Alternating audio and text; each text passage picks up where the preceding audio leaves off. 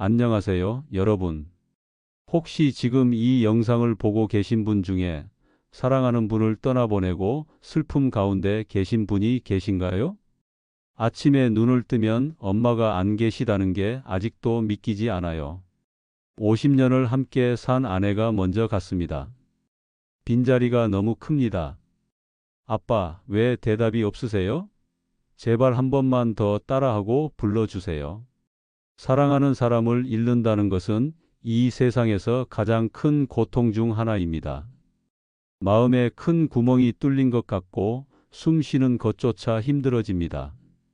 식탁에 빈자리를 볼 때마다, 그분이 좋아하시던 음식을 볼 때마다, 그분의 옷을 정리할 때마다 가슴이 무너집니다. 왜 먼저 가셨어요? 한마디라도 더 할 걸 그랬어요. 사랑한다고 더 말할 걸 그랬어요. 후회와 그리움이 밀려옵니다. 밤마다 베개를 적시며 웁니다. 사람들은 시간이 약이라고 하지만 그게 어떻게 쉽게 됩니까? 현재 대한민국은 초고령 사회로 접어들었습니다. 오래 산다는 것은 그만큼 더 많은 이별을 경험한다는 의미이기도 합니다. 특히 코로나19 팬데믹을 겪으면서 많은 분들이 갑작스러운 이별을 경험했습니다. 하지만 오늘 여러분께 꼭 전하고 싶은 메시지가 있습니다. 성경은 죽음이 끝이 아니라고 말씀하십니다. 이별이 영원하지 않다고 말씀하십니다. 사랑하는 사람과 천국에서 반드시 다시 만날 수 있다고 약속하십니다. 오늘 이 시간 슬픔과 상실로 고통받고 계신 모든 분들을 위해 하나님께서 주시는 위로와 희망의 말씀 5가지를 함께 나누겠습니다. 이 말씀을 듣고 나면 여러분의 슬픔이 조금이나마 평안으로 바뀌고 다시 만날 그날을 소망하며 살아갈 힘을 얻으실 것입니다. 첫 번째 말씀은 예수님께서 제자들과 마지막 식사를 하시면서 하신 말씀입니다. 요한복음 14장 1절에서 3절. 너희는 마음에 근심하지 말라. 하나님을 믿으니 또 나를 믿으라. 내 아버지 집에 거할 곳이 많도다. 그렇지 않으면 너희에게 일렀으리라. 내가 너희를 위하여 거처를 예비하러 가노니 가서 너희를 위하여 거처를 예비하면 내가 다시 와서 너희를 내게로 영접하여 나 있는 곳에 너희도 있게 하리라. 이 말씀은 예수님께서 십자가에 달리시기 전날 밤에 하신 말씀입니다. 제자들은 예수님이 떠나신다는 말씀에 마음이 무너졌습니다. 그때 예수님께서 위로하셨습니다. 너희는 마음에 근심하지 말라. 여러분, 지금 사랑하는 분을 잃고 마음이 근심되고 슬프신가요? 예수님께서 여러분에게도 똑같이 말씀하십니다. 근심하지 말라. 왜 근심하지 말라고 하십니까? 첫째, 내 아버지 집에 거할 곳이 많도다. 천국은 실제로 존재하는 곳입니다. 하나님 아버지의 집이고 거기에는 우리가 거할 곳이 많이 준비되어 있습니다. 여러분이 사랑하는 분이 지금 어디 계십니까? 예수님을 믿고 가신 분이라면 지금 그 천국에 계십니다. 고통도 없고 슬픔도 없고 눈물도 없는 그곳에 계십니다. 둘째, 내가 너희를 위하여 거처를 예비하러 가노니. 예수님께서 지금 우리를 위해 집을 준비하고 계십니다. 이 땅의 집과는 비교할 수 없을 만큼 아름답고 완벽한 집입니다. 제가 아는 한 할머니 이야기를 해드리겠습니다. 이분은 남편을 먼저 떠나보내고 20년을 혼자 사셨습니다. 자녀들이 재혼하시라고 권했지만 거절하셨습니다. 우리 영감이 천국에서 나를 위해 집을 준비하고 있어. 나는 그 집에 가서 다시 만날 거야. 이 땅에서는 좁은 월세방에서 살았지만 천국에서는 예수님이 지어주신 큰 집에서 살 거야. 이 할머니는 87세에 평안히 돌아가셨습니다. 임종 직전에 손자의 손을 잡고 이렇게 말씀하셨다고 합니다. 우리 영감이 보여. 저기 문 앞에서 나를 기다리고 있어. 여보, 빨리 와. 집 다 지어놨어 하고 부르네. 나 이제 가야겠다. 그리고 평안한 미소를 지으며 마지막 숨을 거두셨습니다. 여러분, 이것이 바로 그리스도인의 죽음입니다. 끝이 아니라 새로운 시작입니다. 이별이 아니라 재회를 향한 여행입니다. 셋째, 내가 다시 와서 너희를 내게로 영접하여 나 있는 곳에 너희도 있게 하리라. 예수님께서 다시 오실 것입니다. 그리고 우리를 데려가실 것입니다. 우리가 사랑하는 사람들이 있는 그곳으로 우리도 가게 하실 것입니다. 다시 만납니다. 반드시 다시 만납니다. 엄마, 보고 싶어요. 아빠, 다시 보고 싶어요. 여보, 그리워요. 이 간절한 마음이 헛되지 않습니다. 반드시 다시 만날 날이 옵니다. 고린도전서 13장 12절에 이렇게 기록되어 있습니다. 우리가 지금은 거울로 보는 것 같이 희미하나 그때에는 얼굴과 얼굴을 대하여 볼 것이요. 얼굴과 얼굴을 대하여 봅니다. 다시 만나서 안아주고 대화하고 함께 기뻐할 것입니다. 여러분이 지금 흘리는 눈물 하나님께서 다 기억하십니다. 그리고 그날에는 모든 눈물을 닦아주실 것입니다. 사랑하는 분이 먼저 가셨습니까? 슬퍼하지만 소망을 잃지 마십시오. 그분은 지금 천국에서 예수님과 함께 여러분을 기다리고 있습니다. 이별은 잠시입니다. 하지만 만남은 영원합니다. 두 번째 말씀은 사도 바울이 데살로니가 교회 성도들에게 쓴 편지입니다. 데살로니가전서 4장 13절 14절 형제들아 자는 자들에 관하여는 너희가 알지 못함을 우리가 원하지 아니하노니 이는 소망 없는 다른 이와 같이 슬퍼하지 않게 하려 함이라. 우리가 예수께서 죽으셨다가 다시 살아나심을 믿을진대 이와 같이 예수 안에서 자는 자들도 하나님이 그와 함께 데리고 오시리라. 이 편지가 쓰인 배경을 먼저 말씀드리겠습니다. 데살로니가 교회 성도들 중 일부가 예수님이 다시 오시기 전에 먼저 세상을 떠났습니다. 남은 성도들은 큰 슬픔에 빠졌습니다. 먼저 간 사람들은 어떻게 되나요? 우리는 다시 만날 수 있나요? 그때 바울이 이 편지를 쓰며 놀라운 진리를 알려주었습니다. 첫째, 성경은 죽음을 잠이라고 표현합니다. 자는 자들이라는 표현을 주목하십시오. 죽음은 잠과 같습니다. 잠을 자면 어떻게 됩니까? 시간이 지나면 다시 깨어납니다. 마찬가지로 육체가 죽어서 땅에 묻혀도 언젠가는 부활의 아침에 다시 일어날 것입니다. 한 아버지가 어린 아들을 교통사고로 잃었습니다. 장례식장에서 관을 붙잡고 아들아, 일어나, 제발 일어나, 라고 울부짖었습니다. 장례식을 마치고 집에 돌아와서 아들의 방을 정리하다가 성경책을 발견했습니다. 아들이 마지막으로 읽던 곳에 밑줄이 그어져 있었습니다. 자는 자들, 다시 살아나심을 믿을진대 하나님이 그와 함께 데리고 오시리라. 그 아버지는 그제야 깨달았습니다. 아, 우리 아들이 자고 있구나. 잠자고 있는 거구나. 언젠가 다시 깨어날 거야. 그 후 그 아버지는 묘지에 갈 때마다 이렇게 말했다고 합니다. 아들아, 잘 자거라. 아빠가 곧 갈게. 그때 함께 일어나자. 둘째, 소망 없는 다른 이와 같이 슬퍼하지 않게 하려 함이라.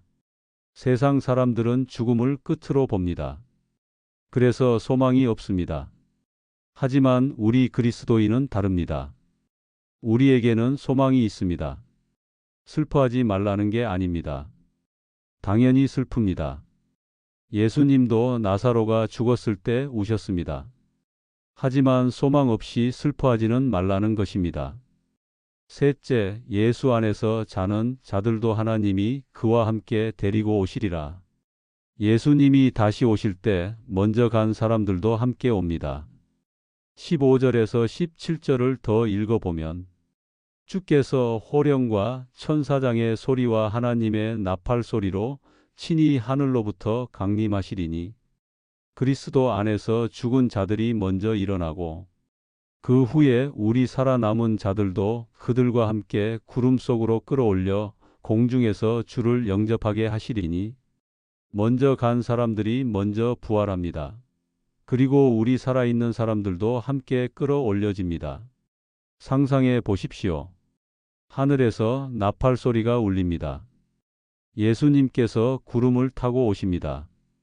그때 무덤들이 열립니다.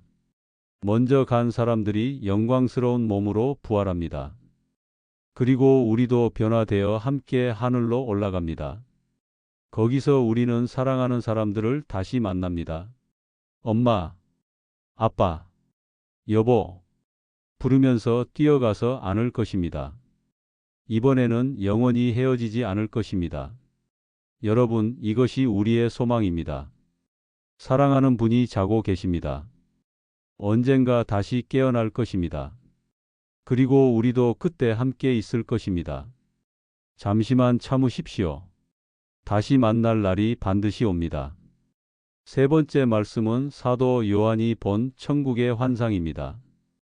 요한계시록 21장 4절 모든 눈물을 그 눈에서 닦아주시니 다시는 사망이 없고 애통하는 것이나 곡하는 것이나 아픈 것이 다시 있지 아니하리니 처음 것들이 다 지나갔음이로라. 이 한 절에 얼마나 큰 위로가 담겨 있는지 아십니까? 첫째, 모든 눈물을 그 눈에서 닦아주시니 하나님께서 직접 우리의 눈물을 닦아주십니다. 하나님 아버지께서 친히 우리의 눈에서 눈물을 닦아주십니다. 지금 여러분이 흘리는 눈물 하나님께서 다 보고 계십니다. 밤마다 베개를 적시는 그 눈물, 아무도 모르게 흘리는 그 눈물 하나님께서 다 알고 계십니다. 시편 56편 8절에 이렇게 기록되어 있습니다. 나의 눈물을 주의 병에 담으소서. 하나님께서는 우리의 눈물을 병에 담아 보관하십니다. 한 방울도 잊지 않으십니다. 그리고 천국에서 그 모든 눈물을 친히 닦아주실 것입니다. 한 할머니가 남편을 잃고 5년 동안 매일 울었습니다. 자녀들이 걱정할 정도였습니다. 그러던 어느 날 할머니가 꿈을 꾸었습니다. 천국에서 남편을 만났는데 남편이 할머니의 눈물을 닦아주면서 말했다고 합니다. 여보, 나는 이제 괜찮아. 여기는 너무 좋아. 당신도 곧 올 거잖아. 그때까지 잘 지내. 내가 기다리길. 그때 하나님께서 당신의 모든 눈물을 닦아주실 거야. 할머니는 그 꿈을 꾼 후 평안을 얻었다고 합니다. 여전히 그립지만 다시 만날 날을 소망하며 잘 살아가고 계십니다. 둘째, 다시는 사망이 없고 천국에는 죽음이 없습니다. 다시는 장례식이 없습니다. 다시는 이별이 없습니다. 이 땅에서는 만나면 헤어지고 또 만나면 또 헤어집니다. 하지만 천국에서는 다릅니다. 한번 만나면 영원히 함께 있습니다. 더 이상 작별 인사가 필요 없는 곳입니다. 영원히 함께 있는 곳입니다. 셋째, 애통하는 것이나 곡하는 것이나 아픈 것이 다시 있지 아니하리니 애통함이 없습니다. 곡함이 없습니다. 아픔이 없습니다. 지금은 우리가 고통받습니다. 사랑하는 사람을 잃은 슬픔으로 매일 힘들어합니다. 하지만 천국에서는 이 모든 것이 사라집니다. 완전한 기쁨만 있습니다. 완전한 평안만 있습니다. 넷째, 처음 것들이 다 지나갔음이로라. 이 땅의 모든 슬픈 일들이 다 지나간 것이 됩니다. 과거형입니다. 지금은 그 슬픔이 현재 진행형입니다. 매일 슬픕니다. 매일 그립습니다. 하지만 천국에서는 과거형이 될 것입니다. 요한계시록 21장 5절에서 하나님께서 선포하십니다. 보라, 내가 만물을 새롭게 하노라. 모든 것이 새로워집니다. 슬픔이 기쁨으로, 고통이 평안으로, 이별이 만남으로 새로워집니다. 여러분, 지금은 힘듭니다. 지금은 눈물이 멈추지 않습니다. 하지만 그날이 반드시 옵니다. 하나님께서 여러분의 모든 눈물을 닦아주실 날이 옵니다. 다시는 슬프지 않을 날이 옵니다. 그날을 소망하며 오늘을 살아가십시오. 그날이 반드시 옵니다. 네 번째 말씀은 우리가 잘 아는 시편 23편의 한 구절입니다. 시편 23편 4절. 내가 사망의 음침한 골짜기로 다닐지라도 해를 두려워하지 않을 것은 주께서 나와 함께 하심이라. 주의 지팡이와 막대기가 나를 안위하시나이다. 다윗은 이 시편을 쓸 때 목자와 양의 관계를 생각했습니다. 목자는 양들을 푸른 초장으로 인도합니다. 하지만 때로는 사망의 음침한 골짜기를 지나야 할 때도 있습니다. 사망의 음침한 골짜기는 무엇입니까? 위험하고 어둡고 무서운 곳입니다. 양 혼자서는 절대 통과할 수 없는 곳입니다. 하지만 목자가 함께 있으면 괜찮습니다. 우리 인생에도 사망의 음침한 골짜기 같은 순간이 있습니다. 바로 사랑하는 사람을 잃었을 때입니다. 그때 우리는 깊은 어둠 속에 갇힌 것 같습니다. 앞도 보이지 않고 뒤도 보이지 않습니다. 하지만 다윗은 말합니다. 해를 두려워하지 않을 것은 주께서 나와 함께 하심이라. 하나님께서 함께 하십니다. 우리가 사망의 골짜기를 지날 때 혼자가 아닙니다. 하나님께서 함께 걸어가십니다. 제가 아는 한 집사님 이야기를 하겠습니다. 이분은 20대 아들을 암으로 잃었습니다. 젊은 나이에 죽어가는 아들을 보면서 집사님은 정말 사망의 음침한 골짜기를 걷고 있다고 느꼈습니다. 병원 복도를 걸을 때마다 심장이 멈출 것 같았습니다. 하나님, 왜 제 아들을 데려가십니까? 하지만 놀라운 일이 일어났습니다. 그 골짜기를 걷는 동안 하나님의 임재를 더 강하게 느꼈다고 합니다. 평소에는 잘 느끼지 못했던 하나님의 위로를, 하나님의 평안을 경험했다고 합니다. 아들이 임종하는 순간 집사님은 아들의 손을 잡고 기도했습니다. 그런데 놀랍게도 그 순간 하나님의 평안이 임했다고 합니다. 슬프지만 동시에 평안했다고 합니다. 장례를 마치고 나서 집사님은 이렇게 고백했습니다. 사망의 골짜기를 걸었습니다. 정말 어둡고 무서웠습니다. 하지만 혼자가 아니었습니다. 하나님께서 함께 걸어주셨습니다. 그래서 견딜 수 있었습니다. 주의 지팡이와 막대기가 나를 안위하시나이다. 목자의 지팡이와 막대기는 무엇을 합니까? 지팡이는 양을 인도합니다. 하나님께서도 슬픔 가운데 우리를 인도하십니다. 어떻게 슬픔을 견뎌야 하는지, 어떻게 하루하루를 살아가야 하는지 가르쳐 주십니다. 막대기는 양을 보호합니다. 하나님께서도 우리를 보호하십니다. 슬픔이 우리를 완전히 삼키지 못하게 하십니다. 여러분, 지금 사망의 음침한 골짜기를 걷고 계신가요? 사랑하는 분을 잃고 어둠 속에 계신가요? 두려워하지 마십시오. 여러분은 혼자가 아닙니다. 선한 목자이신 하나님께서 여러분과 함께 걸어가고 계십니다. 그분의 지팡이가 여러분을 인도하고 그분의 막대기가 여러분을 보호합니다. 이 골짜기는 영원하지 않습니다. 지나갈 것입니다. 그리고 골짜기 너머에는 푸른 초장이 기다리고 있습니다. 천국이 기다리고 있습니다. 조금만 더 견디십시오. 하나님을 믿으십시오. 그분이 반드시 여러분을 그곳으로 인도하실 것입니다. 마지막 다섯 번째 말씀은 사도 바울의 승리의 선언입니다. 고린도전서 15장 55절에서 57절. 사망아 내 승리가 어디 있느냐? 사망아 내 쏘는 것이 어디 있느냐? 사망이 쏘는 것은 죄요 죄의 권능은 율법이라. 우리 주 예수 그리스도로 말미암아 우리에게 승리를 주시는 하나님께 감사하노니. 이 말씀은 부활에 관한 장에 나옵니다. 바울은 예수님의 부활을 설명한 후 우리도 부활할 것이라고 확신합니다. 그리고 마지막에 이 승리의 노래를 부릅니다. 사망아, 내 승리가 어디 있느냐? 사망이 승리한 것처럼 보입니까? 사망이 우리 사랑하는 사람을 빼앗아 간 것처럼 보입니까? 아닙니다. 사망은 승리하지 못했습니다. 왜냐하면 예수님께서 부활하셨기 때문입니다. 예수님께서 사망을 이기셨기 때문입니다. 예수님은 십자가에서 죽으셨습니다. 무덤에 묻히셨습니다. 사망이 승리한 것처럼 보였습니다. 하지만 3일 후 예수님께서 부활하셨습니다. 무덤이 비었습니다. 사망이 그분을 붙잡아 둘 수 없었습니다. 그리고 예수님의 부활은 우리의 부활을 보증합니다.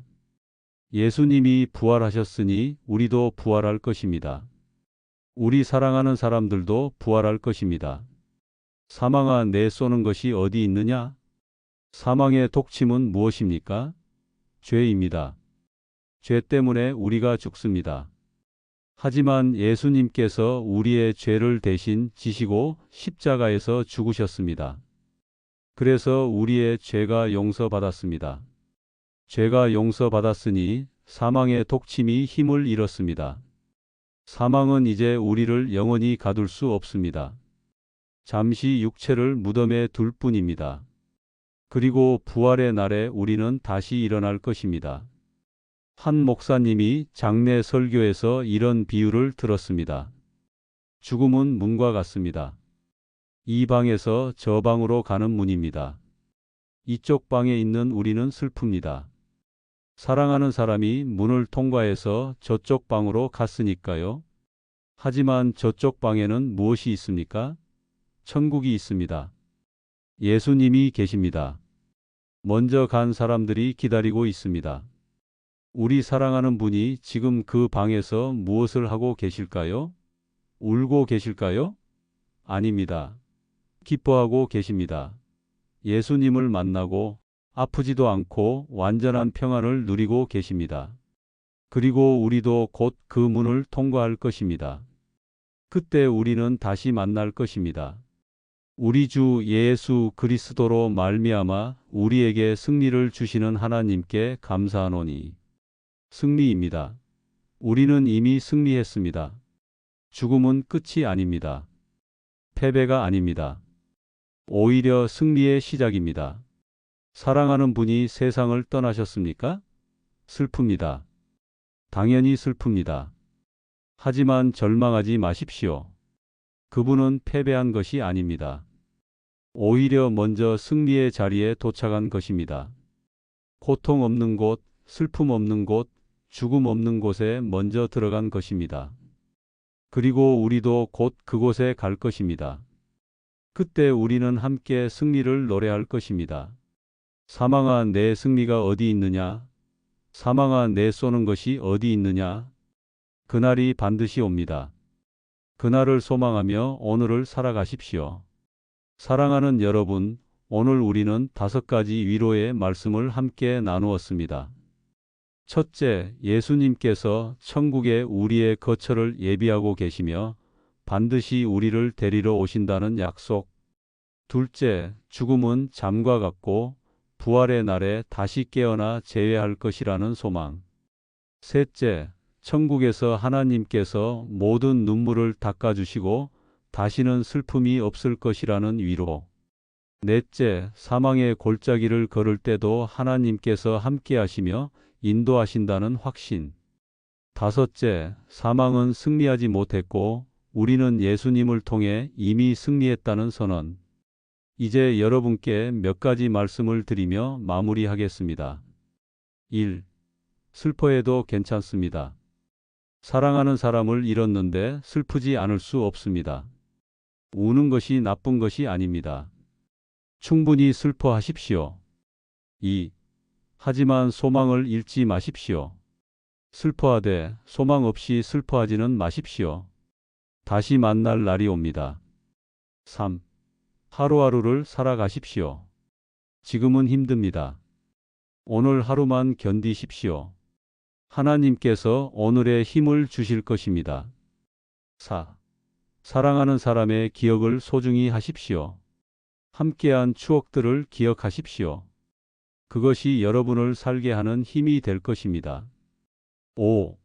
남은 사람들을 사랑하십시오. 아직 함께 있는 가족, 친구들을 더 사랑하십시오.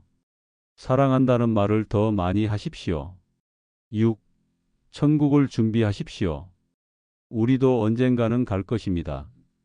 예수님을 믿으십시오. 그래야 천국에서 사랑하는 사람을 다시 만날 수 있습니다.